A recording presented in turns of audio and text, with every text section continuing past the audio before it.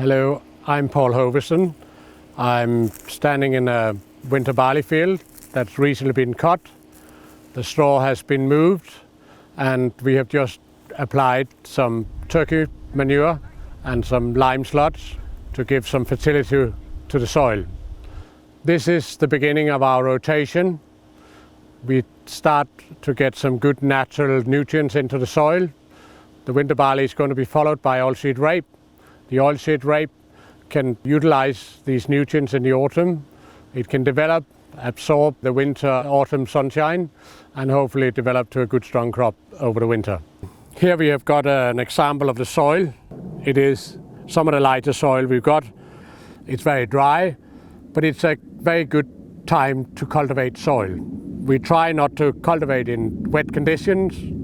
Sometimes you would be able to do more damage than good.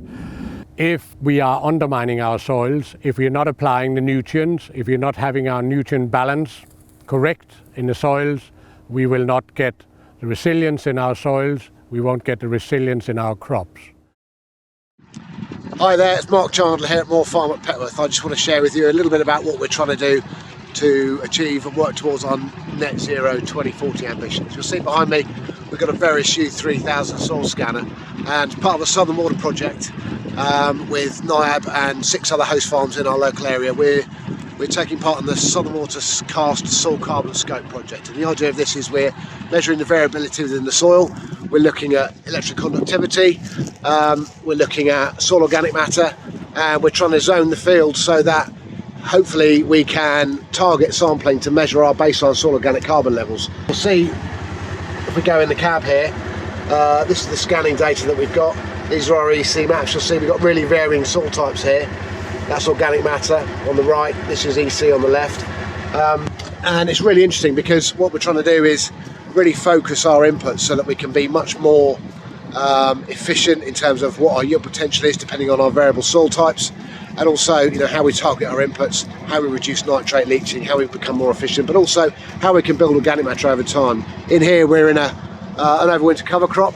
This is part of a 4-year soil health project, and behind me you'll see one of our brand new infill wildflower strips. We've put 34 of these in across the farm, and the idea of that is to create habitat for the beneficials so that we can reduce our reliance on insecticides.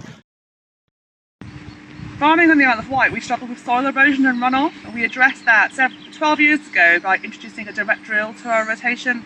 Having dealt with this sort of physical side of our soil health, we've turned to the biological side. And after we've harvested the rye in July, and before we drill the maize in April, we're able to have a really excellent cover crop mix. Sort of 6-7 species of crop, all of which are not in our normal rotation, benefiting the soil biology with their diversity of roots, their depth of roots, the feed they bring down from above into the ground for the soil biodiversity, but also benefiting hugely the environment around us, the linseed, the phacelia, the sunflowers. The insects and the bird life around the farm love it, but also we have footpaths all the way through the farm. So people see this all the time, people ask questions. It's a great opportunity to explain what looking after soil biology can do for the greater environment.